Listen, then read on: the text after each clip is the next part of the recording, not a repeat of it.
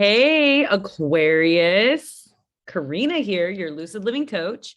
I am here to give you the new moon message, which is today. Happy April Fool's Day. And also the eclipse that's happening at the end of April. If you're new to my channel, welcome. I'm an intuitive transformational life coach and astrologist. And yeah, if you're new to my channel, definitely subscribe and like if you like the video. So let's get right into your reading. Okay, Aquarius, there is a lot of things happening for you, like super busy, like you're all over the place, you're being pulled in multiple directions, and you seem to not be bored right now, which is very rare. You have a lot of movement happening in your environment, in your family, you're connecting with family, siblings, maybe cousins, you're renewing relationships within your family members. And with Mars in your first house, you could maybe even be a little anxious. Maybe you're having trouble sleeping at night, and Venus is there and Saturn's there. So there's a lot of action happening in this area of the sky, which is Aquarius. And so your money's looking good. I think this is a great time to buy a house if you want to buy a house. If you're looking to move or renovate your house or remodel your house, or just kind of start anew in the home. Also, it's a really good time for things to come up also from your childhood or your past lives and stuff like that. So if you've always been interested in doing like past life regressions or anything like that, it might be an interesting time to look into it as the eclipses are happening in your fourth house of home and foundation. So let's get right into the reading for Aquarius. Whoa. What do we have for Aquarius? The Six of Earth. We've been getting a lot of Earth cards for this. So yeah, there's a lot of action in our money houses. So gifts of money, time, or effort, new career opportunities, and receiving a loan or paying off debts. So this would be that having something to do also with the Virgo house, because the eighth house for you is Virgo, and this is like that. But in buying a house, you're gonna probably take out a loan, right? Or maybe you want to refinance your house. Maybe it's just like, okay, these payments are, or these interest rates are too high for me, or something like that. So let's see what else is happening for you. So that's a really good card. It's a money card. There is abundance and love available to you. Ooh, and we got the Death card. So there is definitely some transformation happening, and there is some stuff, because Scorpio is in your 10th house of career. So yeah. So you're being squared by the nodes and Uranus, which, you're learning to be able to kind of surrender and let go, because you have this buildup, you have this feeling, this it's kind of like a pot, with a lid, or like when you're boiling water on the stove and it starts like to boil, you're feeling this pressure, okay, and it's a build up, and that there's change happening, and that there's change manifesting for you in your career and in your home. And so it's about making the right moves to really like think about what exactly you want your life to look like going forward. Maybe you're bored. Maybe you're bored of your current situation. You're definitely finding ways to walk away from feelings and thoughts and people and situations that are no longer serving you. If you're not getting your needs met emotionally, this is just a time to say goodbye. If you're holding on to maybe the past, walk away from those things that no longer serve you. And Pluto is the Death card. So there is some transformations happening for you. Let's see what else we got for you here. Ooh, there's a lot just came out. I can't even read all these cards. There's definitely some justice, some balance happening. There's definitely some things that you're focusing on, the things that haven't worked, and you need to focus on the things that are working and really magnify that. There is a happy ending. Okay. This is the 10 of Cups. You're going to be emotionally fulfilled, but first you need to focus on getting your life together in the home. You know, you want to be happy in the home. We have the Moon card. There's some emotion. Maybe there was some fighting or some battles, you know, within relationships, maybe in the home or your family. And those are going to, those are being solved. You're having the strength to bring these things up. So then you could move forward, and you could have abundance in your community and home, and you know, sharing your wealth and not holding back and having that lack mentality, because things are shifting for you. It's looking good. Okay. So there's a lot of tarot cards that came out on that one, but we have 8 and a Taurus moon in the 8th house. Yeah, there's definitely something happening, you know, behind the scenes. Like there's, maybe you're trying to take out a loan or a grant for a big purchase that you're about to make. And maybe that is anything that has to do with maybe your home. And this is going to create a lot more abundance and value. You need to think that you are a valuable person. You do deserve these things. You do deserve the comfort of having a home and a family. And if you don't have a family and you want to manifest one, well, the offer is there. The cups are there. You need to look at the cups that are being offered to you and that are there. Because there is opportunity for you to have that happy ending that you really want, that family home life. Okay, it's just about making the commitment. So the Warrior came out in the Tier. So I'll just show you the cards. Here's the Warrior, and here is the Tier. So let's go ahead and read the Warrior first, because that was the first one I saw. 81.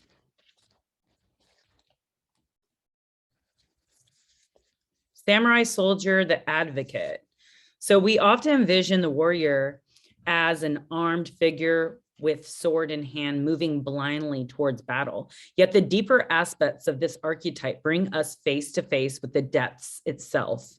The warrior stands precautiously at the edge of life and death. Okay. Trusting the eternal, the guide, the swords, the blade.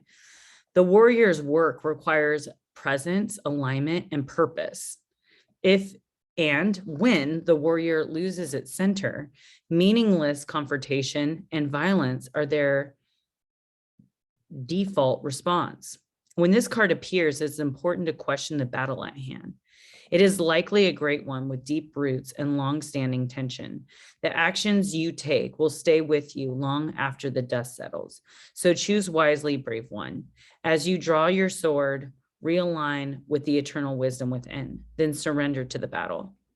Fierce clarity when in light, and purposeful action, resolve, resilience. And then when in the dark, threats, abandoning mission and values. So we definitely want to stay in the light. Without a true purpose, manifesto, or oath, the warrior is lost. What do you stand for? What are you willing to rise in the name of? Write it out. We're in Aries season. Aries season is all about the warrior within. We got to fight for the things that we desire and we want. Okay, so let's look at the Tier. Because, you know, the thing is about fixed signs, and Aquarius, you're a fixed sign, along with Leo, Scorpio, and Taurus, is we don't necessarily like change, but this is the cycle of change for us. And Sometimes you just got to make it happen, because you'll be glad when you do. The tier, where is the tier? Oh, here it is. 169. The mourning, the release, the rain. So tears are droplets of letting go. Once they begin to fall, we allow the swelling tide of emotions to run its elemental course. Often the tear is what is needed in order for a conversation or situation to break into the next level of intimacy and vulnerability. Some say that tears are so powerful in softening our egos that they open up a portal with the unseen world. Through our watery eyes, the ancestors catch a glimpse of us, and we are reminded of their eternal embrace. We sense our humanity, our humility, and we allow ourselves to be held. It is likely this card appears when there is grieving yet to do, a seeking down into disappointment or despair that once acknowledged, well, bringing a shimmer of clarity to our dreary eyes. Okay. So definitely resonated with the warrior. So I guess I'll do my threads of fate deck. Okay. I'm getting two. I'm not going to read both of them, but I will read the first one I saw, which is Sovereign. And then I'll show you. The other one is Release. So you're definitely having to release, which has to do with the tier card, I think. You just need to release and then let it out. Anything from the past that you just need to put behind you and not let it affect your current situations and relationships. 111 is the page. Ooh, that's new beginnings. All right. The Sovereign card invites us to activate the leader, visionary, and enthusiast within us. It is time to welcome in passion and fire while creating structure that allows for you to nurture your dreams. Sovereign creates a container which allows for growth within themselves and others. They approach situations with no bullshit attitude and may come across as harsh in some people. Their strong boundaries and opinions may even be intimidating to others, but in reality is their way of nurturing. They have no interest in appeasing others simply to keep them comfortable. They will continue to push those around them so that they can grow. That is so Aquarian, especially you Aquarius moons. A Sovereign also calls us to create structure. From a place of structure, the Sovereign knows that life runs more smoothly, allowing for the manifestation of true success, security, and happiness. Where in your life do you continually find chaos? Where are your energy and resources getting sapped? The Sovereign invites you to examine those situations, particularly, and cut out what is no longer serving you. This is not a time for being sentimental or nostalgic. The Sovereign is realistic about what is needed, and it gets done, knowing that it makes room for the true peace. So that is a beautiful card. It's definitely in alignment with this reading. I think I will do the Mermaid Oracle. And then maybe close with that. I still have one more reading to do. My Pisces, poor Pisces. The next time I do this, I'll do Pisces first. Or second. All right. The guide, the mentor, trustworthy ally.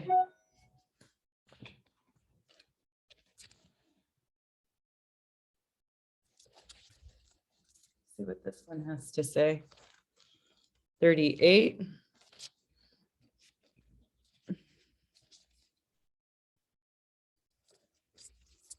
When working with spirit guides, we have noticed You are often encouraged by your spiritual teacher to hand over your trust and your own guidance system to these invisible gurus. In some cases, this can be worthwhile. In others, and very best guides are those who create strength within you and who never seek to overtake your own willpower and your own mindset. We are encouraging you to ask questions, observe, and to examine the suggestions and the insights they offer you. There are quality guides, and there are ones who may not be a good frequency match for you. And we mermaids have seen too often people become overwhelmed and drowned by their capacity to give their complete trust away.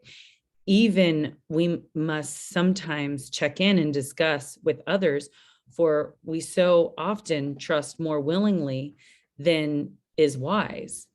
Know that your guide may not be in agreement with you, that truly, like the ocean and her strength and her tides and currents and rips and waves, she or he may challenge you greatly. But it is often through these challenges that you are taught. Simply be sure they are not feeding off your energy or overwhelming your own energy field and your own mental, emotional, and spiritual independence. Check in with how you feel after each message or session with a guide. And when in doubt, take time out. We will help you if you wish by leading onto you via water, via your emotions. And speaking of water, always acknowledge your emotional response. When they come and once there is trust, they can guide you to us, to Lemuria, to Atlantis, to beautiful wives, and to many other water worlds. This is the magic of guidance. So the deviation for this card is appearance in the reading for you heralds the arrival of one who you can trust.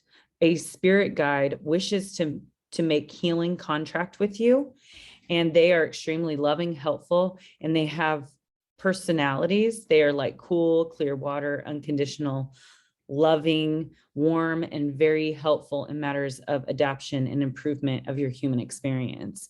They relate to you. Be ready for your psychic abilities to be similarly challenged, and you may find yourself discarding baggage in the form of belief systems that are overcomplicated and power oriented. You will find all the stimulation that you need in simplicity, and yet you will be more awake than ever intellectually. You are more grounded, enriched, and truly yourself than ever before. This is a really long reading, this card. As you develop your relationship with your guide, be aware that others may find it strange. Always check in. Your guide may be with you for a long time, forever, or a short time. Never become so absorbed in your guide's reality that you neglect your home, which is the fourth house. That's where the eclipse is happening. True guides bring us into deeper relationships with the planet, with the ocean, and their beings, and make us wish to live more deeply here. They fully assist and support our connection. They never ask us to leave or encourage us to have those thoughts of departure before our time has been fulfilled. They will bring us to the now strongly and assist us in knowing the past with less and less attachment. They are profoundly healing and awaken our energy to an extremely vital level till we feel we are overwhelming with love. So there's your reading. We'll end it at that. I'll pull one from the Making Magic. Let's see for us, our Aquariuses, rising Aquariuses, sun and moon in Aquariuses. Let's see. Philosopher's Stone, powerful manifestation of wishes and goals by harnessing universal energy. So just look at that symbol, and that's a symbol that you can meditate on. That's a good one. And you got the sun. The golden energy of the sun brings fame and fortune. So I think all of the fire signs in these readings, Sagittarius and Leo, both got these. And now you, which is the Leo's partner. So thank you for listening. Thank you for subscribing. Thank you for liking my videos.